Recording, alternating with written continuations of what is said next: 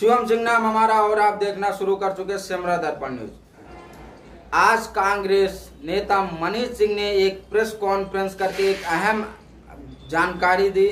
और पत्रकार बंधुओं से और पूरे रायबरेली की जनता को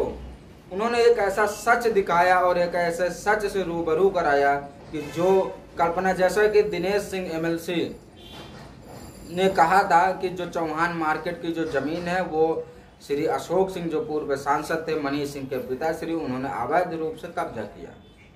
उसी बात को लेकर और उसी विषय को लेकर मनीष सिंह कांग्रेस नेता ने एक अहम चर्चा और प्रेस कॉन्फ्रेंस करके वो दस्तावेज, वो कागजात दिखाए जो कि कानूनी तौर पे, लीगली और संविधानिक तौर पे सही माना गया। और वहीं पर मनीष सिंह कांग्रेस के नेता ने दिनेश सिंह एमएलसी के ऊपर कहा कि ये ओछी राजनीति करते हैं।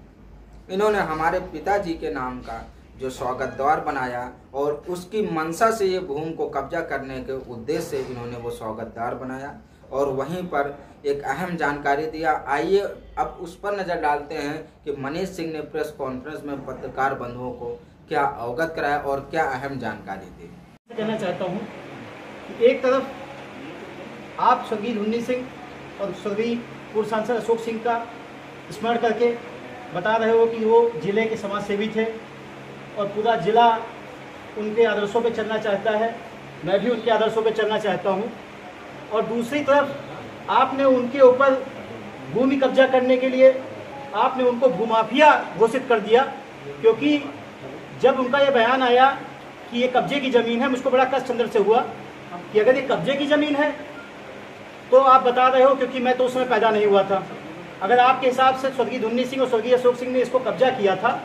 तो आपने जो स्मृति द्वार, जो उनके कसिंदे आप पढ़ रहे हो समाज सेवा के, तो या तो आपने वहाँ गलत किया, आपको स्मृति द्वार उनका पत्थर हटवाना चाहिए वहाँ से, क्योंकि आप तो पूरे जिले के साथ धोखा कर रहे हो ना। एक भूमाफिया या जमीन कब्जा करने वाले लोग, उनके स्मरण में आप पत्थर और गेट लगा रहे हो, तो ये तो आप समाज के साथ धोखा कर रहे हो। और या फिर अगर आपको लगता है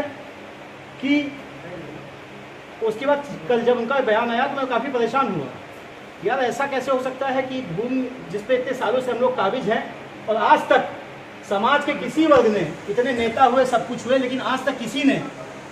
स्वर्गीय धुन्नी सिंह या स्वर्गीय अशोक सिंह के ऊपर भूमि कब्जा या भूमि के लेके कभी कोई विवादित टिप्पणी पूरे जिले में, जिले के लोगों का आप क्या कहते हैं आशीर्वाद चाहते हो, जिनको आप बताते हो कि पूरे जिले के आदर्श थे स्वर्गीय धुन्नी सिंह, स्वर्गीय अशोक सिंह, और उनके नाम से आपने स्मरण द्वार बनाया, उनके नाम से पत्थर लगाया, तो इसका मतलब है कि आप एक तरफ उनका आदर्श भी मान रहे हो, एक तरफ उनको भूमाफिया और संपत्ति कब्जा करने वाला भी मान। मैं आपके माध्यम चाहता हूं कि दिनेश सिंह एमएलसी सामूहिक रूप से पूरी रायबरेली की जनता से माफी मांगे, वरना रायबरेली का आम जनमानस और रायबरेली की जनता अब दिनेश सिंह को कतई माफ करने वाली नहीं है। इसी विषय में मैंने ये प्रेस वार्ता बुलाई थी और ये सब तथ्य थे। और जो चीजें आप लोग कहोगे कब्जे की है, उन्होंने कब्जा कर रखा है, उसका कोई कागज नहीं है। अगर कागज हो तो मुझको दिखाएं। मैं आपके माध्यम से सबसे पहले एमएलसी दिनेश प्रताप सिंह से पूछना चाहता हूँ कि एक तरफ स्वर्गीय अशोक सिंह और स्वर्गीय धुन्नी सिंह का पत्थर और स्मृति द्वार बना के पूरे जिले की सहानुभूति आप लेना चाहते हैं। आपने अपने बयान में कहा कि वो सच्चे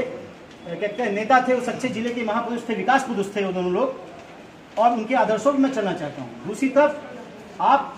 इस जगह को अवैध बता के, कब्जे वाली जगह बता के आप स्वर्गीय धुन्नी सिंह और स्वर्गीय अशोक सिंह को एक भूमाफिया, एक कब्जे वाले नेता के श्रेणी में लाके खड़ा कर रहे हैं। मैं आपसे ये कहना चाहता हूँ कि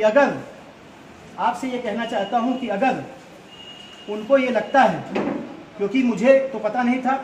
मैं 1983 में पैदा हुआ हूँ, ये संपत्ति मेरी पैतृक है। जब उन्होंने कल ये बयान दिया तो मुझे बड़ा कष्ट हुआ कि जो आदमी एक तरफ मेरे पिताजी और मेरे बाबा जी को महापुरुष की श्रेणी में रख के उनका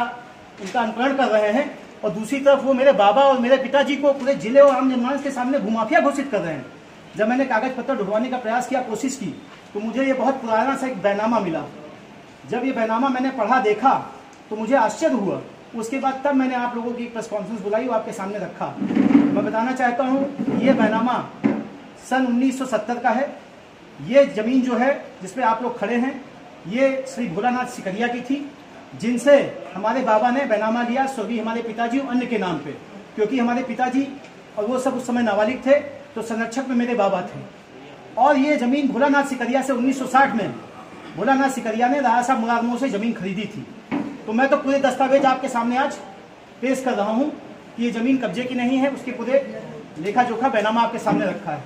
अब मैं आपके माध्यम से एमएलसी दिनेश प्रताप सिंह से पूछना चाहता हूँ कि एक तरफ आप आदर्श पुरुष मानते हो और एक तरफ आप अशोक सिंह और स्वर्गीय धुन्नी सिंह को भूमाफिया करार देते हो। रायबरेली की जनता आपको एमएलसी कभी माफ नहीं करेगी। अगर आपको अपने किए में थोड़ा भी पछतावा है तो रायबरेली के आम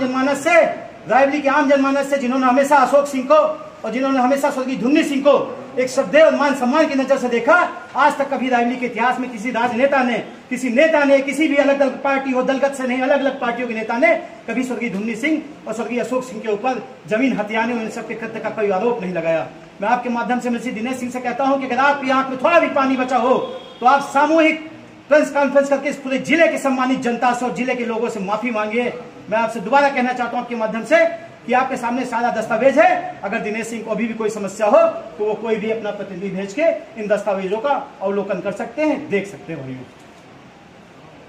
जिले के लोगों का आप क्या कहते हैं आशीर्वाद चाहते हो, जिनको आप बताते हो कि पूरे जिले के आदर्श थे स्वर्गीय धुन्नी सिंह, स्वर्गीय अशोक सिंह, और उनके नाम से आपने स्मरण द्वार बनाया, उनके नाम से पत्थर लगाया, तो इसका मतलब है कि आप एक तरफ उनका आदर्श भी मान रहे हो और एक तरफ उनको भूमाफिया और संपत्ति कब्जा करने वाला भी मान। मैं आपके माध्यम चाहता हूं कि दिनेश सिंह एमएलसी सामूहिक रूप से पूरी रायबरेली की जनता से माफी मांगे, वरना रायबरेली का आम जनमानस और रायबरेली की जनता अब दिनेश सिंह को कतई माफ करने वाली नहीं है।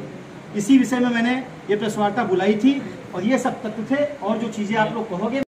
राणा साहब मुरार मऊ से 1960 में संपत्ति भोलानाथ सिकरिया जी ने खरीदी और भोलानाथ सिकरिया जी से ये संपत्ति हमारे बाबा ने खरीदी, लेकिन ये संपत्ति क्योंकि हमारे पिताजी और बाकी लोग उस समय नाबालिग थे 1970 में,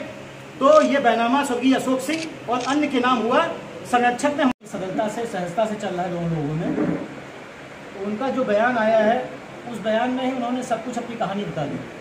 उन्होंने कहा सब कुछ तो सहजता और सरलता से चला, लेकिन उनके कुछ शब्द मुझे पसंद नहीं आए। उसमें उन्होंने मांग की, राणा साहब मुरार मऊ से 1960 में संपत्ति भोलानाथ सिकरिया जी ने खरीदी और भोलानाथ सिकरिया जी से ये संपत्ति हमारे बाबा ने खरीदी, लेकिन ये संपत्ति क्योंकि हमारे पिताजी और बाकी लोग उस समय नाबालिग थे 1970 में, तो ये बैनामा स्वर्गीय अशोक सिंह और अन्य के नाम हुआ। संरक्षक ने